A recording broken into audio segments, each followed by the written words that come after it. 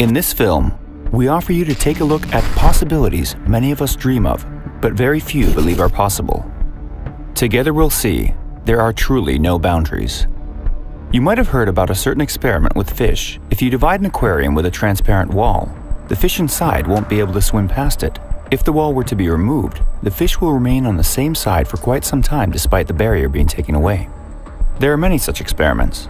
Another one involves fleas contained in a closed jar. When discovering such an obstacle, fleas began to jump at just the height of the lid. They continued to do this even when the lid was removed. In yet another example, when a baby elephant is tied to a peg that he cannot pull out, he gives up trying completely. Even when the elephant grows up, he cannot find the strength to run away. In psychology, such behavior is called learned helplessness. This phenomenon is studied by scientists and is piquing the interest of those who understand that they're living according to old habits and assumptions, even though today's possibilities are far greater. On one hand, we create these boundaries ourselves. On the other, we are faced with constant restrictions from the outside. In any case, it's time to cross the line and open up a new chapter in human history.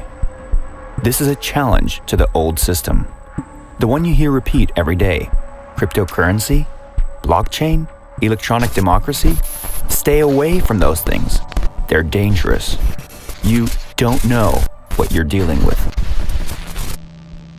Preamble. It started a long time ago. We watched movies, read books, discussed theories, and dreamed. We felt that the world could be a better place because we found examples of such improvements everywhere. The steam engine was replaced by gasoline. Then we had electric cars. Messengers gave way to the telegraph. Then we had the telephone. And finally, wireless communication. People learned to pack their experience into books. And so there were libraries. And then, the internet. Humanity made a quantum leap in knowledge. It was everywhere. And only one phenomenon had not changed over several thousand years: the state. Monarchy, democracy, authoritarianism, all of them predate our culture. Among the rest, democracy is considered to be the more humane. But in fact, it's nothing like it appears to be in real life.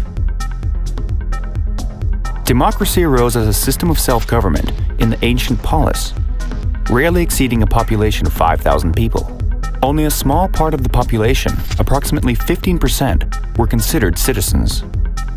An important detail: in those days, democracy was direct, which meant each citizen could come to the city square, propose his own bill, and vote for or against other bills, as well as speak out and try to convince others of his point of view. But in time, democracy became representative. This fundamentally changed everything. Now, we cannot directly express our will when it comes to issues of the state. We delegate members of Parliament and Senate, which officially represent our interests. At least, that's what we've been sold on. But remember, when was the last time someone in Parliament or the Senate voiced your position on taxes, the army, healthcare, or the priorities of your country's development? Instead, we constantly hear of corruption scandals connected with big business lobbying. The concept of democracy remains so on paper, but in essence has become a servant of big business and its apogee, the state. The same thing happened with the Olympic Games. Instead of being an honest competition of body and spirit, it's now a rigged farce put on by the chemical industry, pumping athletes with unknown and undetected dopings. Everyone does it. No one admits it. Those in power justify a representative democracy by explaining that without it, there are no instruments for expressing your civil position. That's a lie. We order products from halfway across the globe, conduct online broadcasts, receive targeted advertisement. There are plenty of technologies. Those in power only want to use it for prohibition and control. The emergence of blockchain drastically changed everything. This technology protects your data and provides a level of freedom previously not available. Faking a paper ballot is much easier than the results of voting via blockchain. But the world has been divided in two: those who see the possibilities of blockchain and its implementation, and those who block pages in Wikipedia and ban the use of cryptocurrencies. Of course, you can't ban blockchain. By now, it's a historical fact, which means that when those in power try to prevent it, they want to retain their control over the people, afraid to hand over control of the state. The state attempts to frighten us, saying we cannot live without it, like parents who don't seem to understand that their children have grown up and are much better integrated into this world than they are. They say we won't be able to feed ourselves or protect our homes from invaders, won't get the proper education and healthcare. But private companies seem to cope with this quite well, and competition has proven to only increase product quality. We are trained to believe that there are areas which cannot function without the state. But think about this. At the start of the century, no one could have imagined that the face of the International Space Program would be changed by a private startup, SpaceX. The same thing is happening in banking. Simple.com began as a simple startup of a few individuals. 10 years later, the service is being used by millions of depositors. The Faraday Technology Corporation allows you to create a car under your own brand, with the help of only a few employees. Thanks to this, you can now start your own automobile brand without any investments. What does this really mean? It means that technology development allows people to independently manage processes that are more and more complex. It means the creation of an alternative form of state, including a decentralized one, is not far off. It's time to go beyond our learned helplessness. Old state. Let's look into the classic example of the state in its general form. Only after sifting through the details can we see the true picture. First, the state means the integrity of its territory. We are used to the fact that this is good because our houses have walls and doors. But does a country need them? Most of our problems don't come from weak borders or external enemies, but from the people who live right next to us. In the 21st century, we realize that our true home is the planet Earth, not a piece of its territory. This means territory is an outdated feature of the state, which today we can do without. Second, the state is a set of rules within a territory. But as we've already figured out, you have no personal say in their approval. You can't influence them. Whether you like them or not, you must obey them, or be punished. Third, money. We are used to it like the elephant is to the peg. But habitual does not mean rational. Here's how it works. The state prints a certain amount of money and it's poured into the economy. To start a business, an entrepreneur takes money from the bank, pledging to return it with interest. But the money supply that needs to be returned, together with the interest, exceeds the amount that actually exists.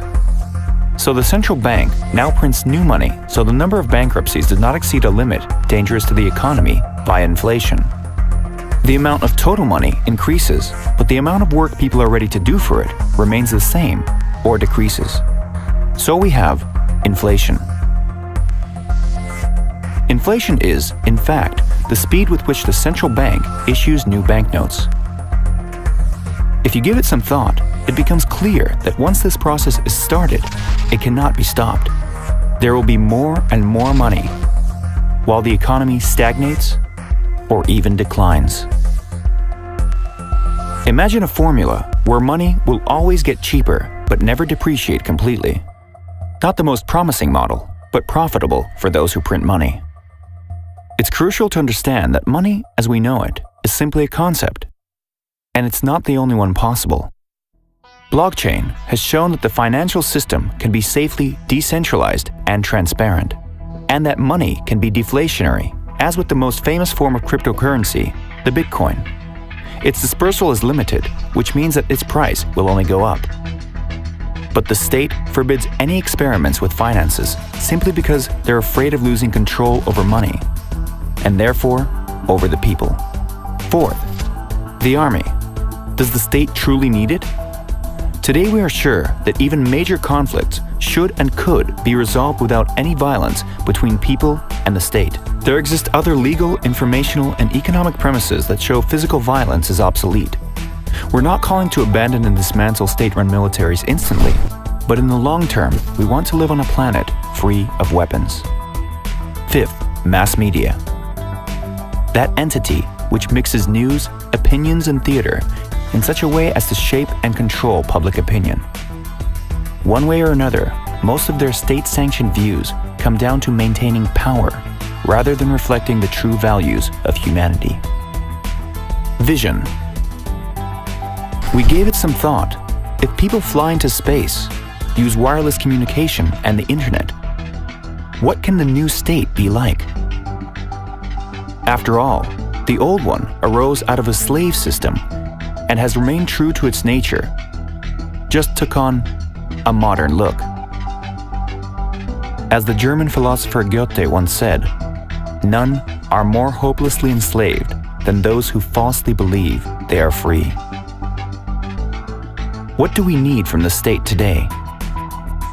We want an economic and legal environment in which we will be comfortable to express ourselves and, together with like-minded people, move towards a common goal. We want to transform the world in accordance with eternal values and advanced technologies.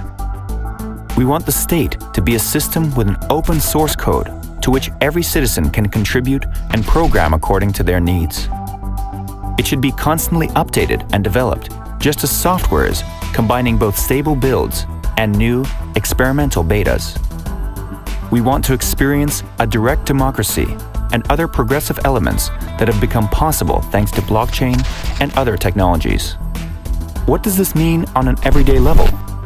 The state we really need is just a service company where the citizens are its clients, who pay for this or that package of services with their taxes.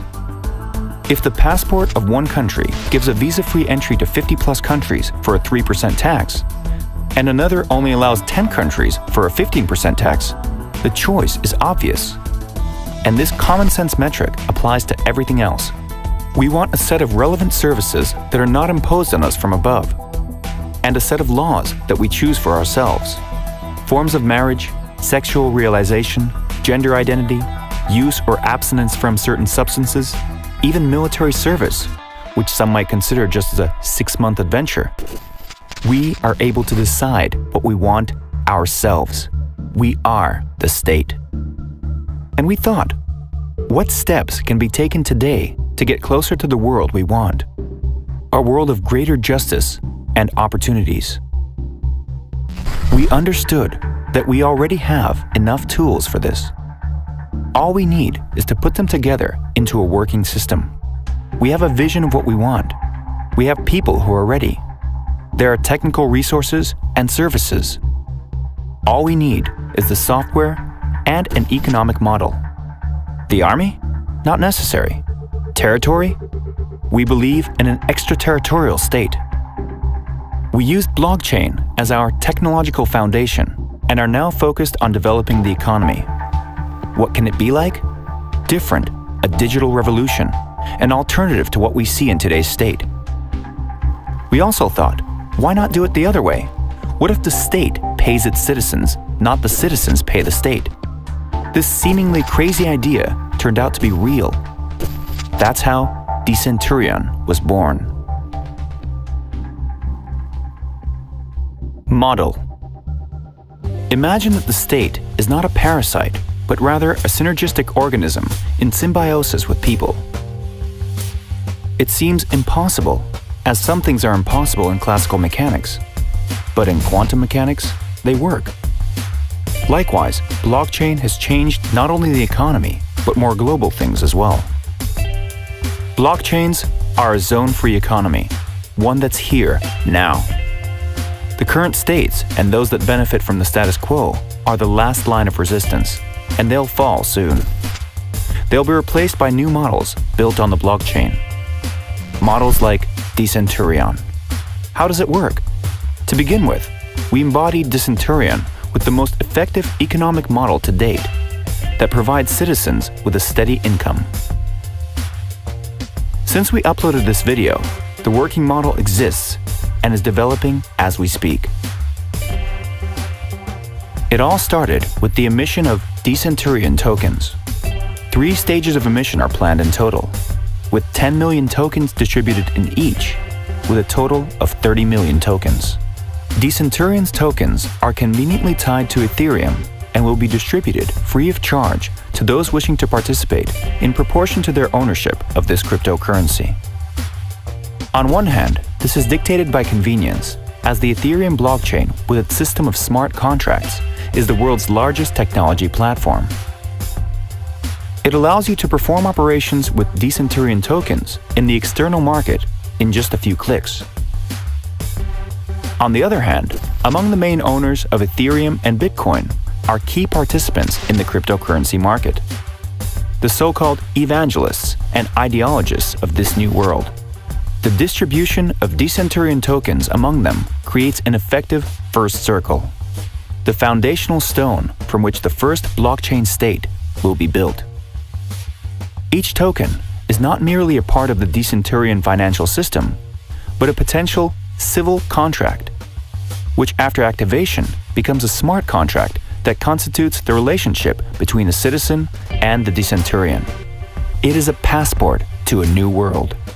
To activate a smart contract, the user transfers one token to the system, where it is then frozen. The other tokens remain on his account. Let's say that at one stage of emission, someone receives 10,000 Decenturion tokens.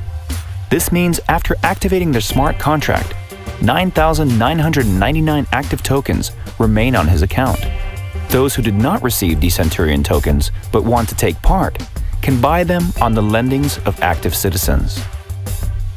Once a user becomes a citizen of Decenturion, they receive their very own personal lending page and a guide on competent economic activity that will lead them to substantial earnings. The possibility of earning is based on the fact that every citizen of Decenturion regularly receives free tokens from all startups that are hosting the Decenturion, proportional to the number of Decenturion tokens that the individual citizen holds. Take, for instance, Mike, who had 10,000 tokens, one in his smart contract plus 9,999 in assets, will now receive 0.033% of the tokens from each startup proceeding to Decenturion. This will amount to 10,000 startup tokens. The citizen will begin receiving such amounts every 2 to 3 days. Instead of merely owning tokens, Mike begins to trade them for any valid cryptocurrency, Bitcoin for example, directly from his page. These trades provide the capitalization for startups and the growth of the value of Decenturion tokens. How is this possible? When it comes to startups, Decenturion provides a unique consumer market opportunity, unparalleled around the world, surpassing all others in terms of efficiency. Usually, classic ICOs bring a startup anywhere from $10 to $20 million, along with several thousand users, while this startup retains a maximum of 10% of its own tokens. When entering Decenturion's market, a startup represented by the system's citizens whose tokens are distributed receive not only millions of users, but also hundreds of thousands of active traders. They also retain 50% of their own tokens at the very least. Initially, the startup receives zero liquid money, but as tokens are sold by decentralized resellers, their price and value rises to a completely different level. The token economy of a startup that has hundreds of thousands, even millions of users, is incomparable to a startup that has gathered merely a couple of thousand of active users. Such an economy easily reaches hundreds of millions of dollars. Let's compare. To get $10 to $15 million by spending a serious advertising budget, time and effort, with several thousand users remaining, a minimal economy, and 10% of your tokens. Or effortlessly, free of charge, and instantaneously get millions of users, creating a token economy of 100 million, at the same time getting up to 50% of all tokens simply by giving up an insignificant primary fee. Isn't it an obvious choice? As for citizens, their status is represented by 3 key parameters based on the number of Decenturion tokens they own. Money. All incoming tokens of startups arriving at Decenturion are distributed without distinction among citizens, according to the amount of Decenturion tokens they own. Power. Every citizen personally decides the tokens of which startups they accept, they put up for sale, and for what price. Glory. Decenturion trades tokens only through citizens' lending, and therefore ranks and promotes them automatically. This means that the most significant residents get into the top 10 or top 100 of a city or worldwide. This provides them with additional benefits. After accepting the startup's tokens, a citizen allows each product to enter the domestic market through their personal lending page and advertises, promotes, and sells the tokens themselves. As a result, dozens and subsequently hundreds of token names will be posted on each active citizen's lending page. This means that everyone developing marketing activity and possibly building a sales department can substantially increase his or her income.